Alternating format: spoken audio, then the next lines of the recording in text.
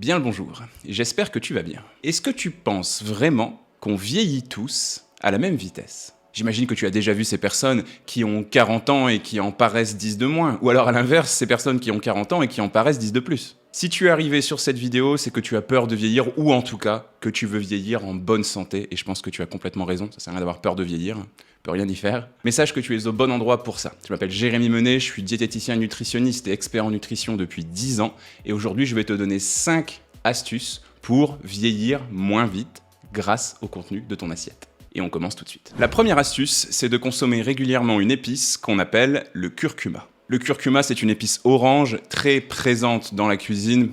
Peu importe d'où vienne cette cuisine d'ailleurs, partout dans le monde on l'utilise beaucoup, et c'est une épice qu'on appelle l'épice anti-âge. Le curcuma c'est intéressant parce que ça contient quelque chose qui a un nom assez proche de l'épice qu'on appelle la curcumine. Cette curcumine, c'est d'ailleurs elle qui est responsable de la couleur orange de cette épice. Et la curcumine, elle est très très intéressante, d'ailleurs elle est utilisée depuis des siècles et des siècles dans de nombreuses médecines ancestrales, et en fait elle a des propriétés pour réparer et entretenir à peu près tout dans ton corps. Ta peau, ton cœur, tes reins, tes os, t'éviter d'être malade, bref c'est vraiment quelque chose de super intéressant pour ta santé. En plus de ça, il y a pas mal d'études scientifiques, dont une que je te remets juste ici, qui a montré aussi que la curcumine protégeait ton cerveau, et l'efficacité de ton cerveau et la vitesse à laquelle il va vieillir. En gros, pour faire simple, quand tu consommes de la curcumine, tu protèges ton cerveau, tu protèges tes neurones, c'est-à-dire les petites briques qui constituent ton cerveau et qui t'aident à réfléchir, et ça va te permettre de moins vieillir et de te protéger de certaines maladies, telles que la maladie d'Alzheimer et la maladie de Parkinson. Attention, c'est pas miraculeux, bien évidemment. Mais pour être encore plus précis, et c'est ce qui nous intéresse ici, des études, notamment celle-ci, ont prouvé que le curcuma permettait de ralentir le vieillissement. L'action, elle est simple en fait, le curcuma va réparer un petit peu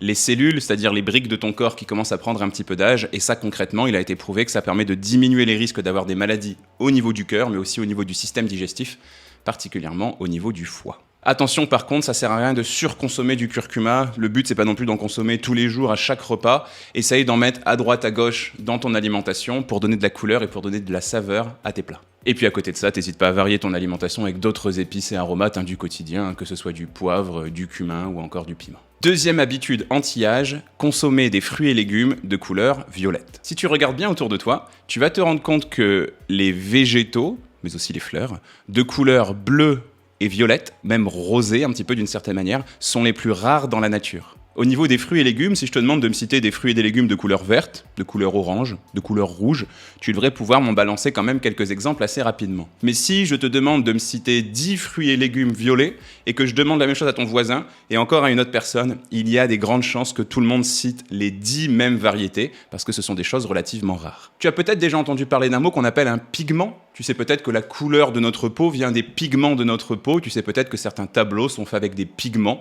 qui ont servi à constituer de la peinture. Eh bien, dans la nature, un petit peu comme si Mère Nature avait peint avec des pigments, il y a aussi des pigments. Et le pigment qui donne la couleur violette, c'est ce qu'on appelle les anthocyanes, et ça fait partie des pigments les plus rares dans la nature. Donc ici, on va retrouver l'aubergine, la figue, la mûre, le cassis, la myrtille, le raisin ou encore le sureau par exemple, pour constituer cette famille des aliments de couleur violette. En fait, ce qui va être intéressant avec ces aliments de couleur violette, c'est que ça va être un petit peu comme des protecteurs, comme s'ils avaient un bouclier pour protéger ton corps de différentes maladies. Tu sais peut-être qu'au quotidien, en permanence, ton corps est exposé à différentes menaces. La pollution, les rayons trop puissants du soleil, une alimentation de mauvaise qualité, le stress, le fait de prendre des médicaments, etc., etc. Mais c'est pas parce que ton corps est face à l'une de ces menaces qu'il doit systématiquement tomber malade. Non, il y a tout un système de défense. T'as peut-être déjà entendu parler de ce qu'on appelle les défenses immunitaires. Eh bien, les aliments de couleur violette, ils vont te protéger de ces menaces. L'intérêt, il est double. Ça va agir en profondeur, ça va réparer les cellules de tes organes, et donc ça va permettre à ton corps de mieux fonctionner, que ce soit ton cœur, tes reins, ton système digestif. Mais il y a aussi une action que tu vas pouvoir vraiment constater visuellement, parce que ces aliments de couleur violette vont protéger ta peau de l'agression que pourraient représenter les rayons UV et la pollution. Et en gros, clairement, tu as moins de risques d'avoir des taches brunes sur la peau, et puis par la suite, des cancers. Donc profite de ces aliments de couleur violette, c'est la pleine saison. En ce moment, c'est par exemple la saison des prunes, profites-en. En général, ce sont des aliments qui sont de saison un mois et demi dans l'année. C'est plutôt rare, donc vas-y, fonce. Troisième astuce anti-âge, consommer des herbes aromatiques. Les herbes aromatiques sont une famille d'aliments assez rares, mais elles ont quand même pas mal de points communs dans leur composition. Par exemple, dans cette famille, tu vas retrouver des choses comme la menthe, l'origan, le basilic, le romarin. Et ces herbes aromatiques ont pour point commun de contenir quelque chose qu'on appelle de l'apigénine. Et en fait, pour être simple, il y a pas mal d'études scientifiques qui ont été faites, dont une que je te remets juste ici,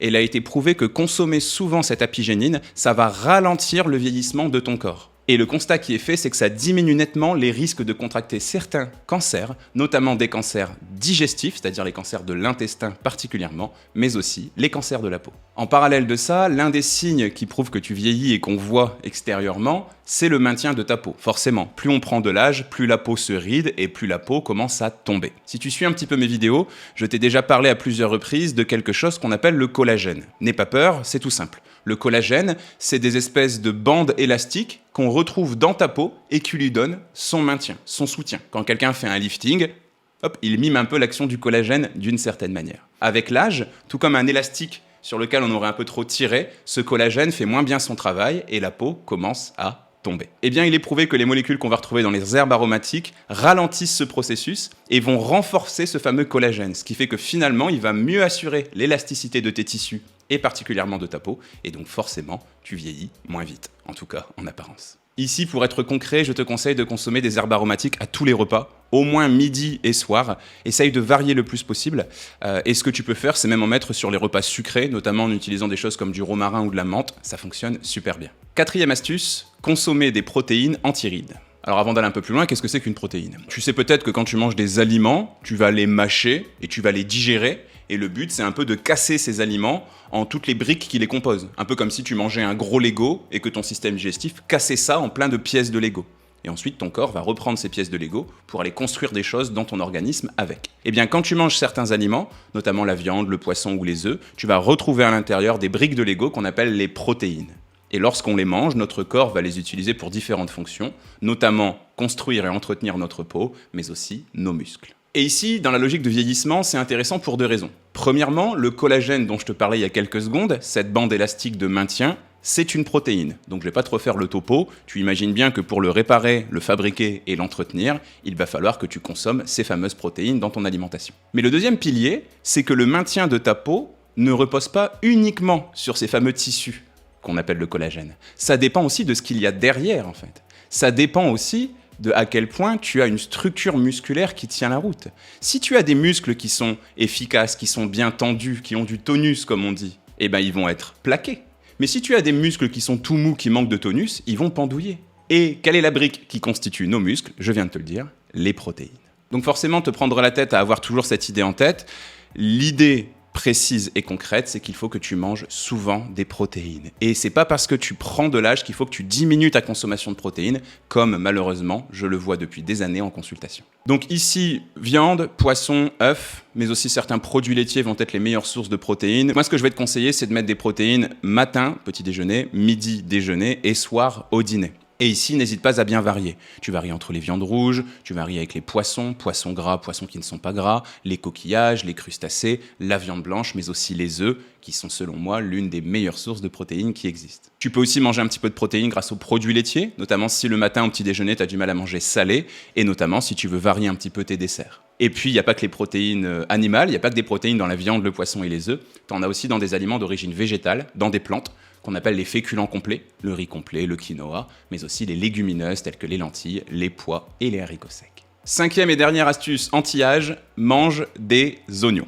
Les oignons sont très intéressants pour ralentir le vieillissement parce qu'ils contiennent une molécule qu'on appelle de la quercétine. Cette quercétine, qu'on retrouve aussi un petit peu dans la pomme et dans le raisin, elle va encore une fois entretenir et réparer ton corps. Mais elle va jouer son action à un niveau un petit peu différent.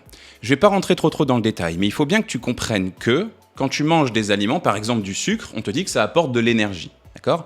Mais le sucre en soi n'apporte pas d'énergie seul. De la même manière que si tu as du bois, sans le brûler, tu vas pas faire de l'énergie avec du bois. Tu vas pas faire de chaleur si tu ne le brûles pas.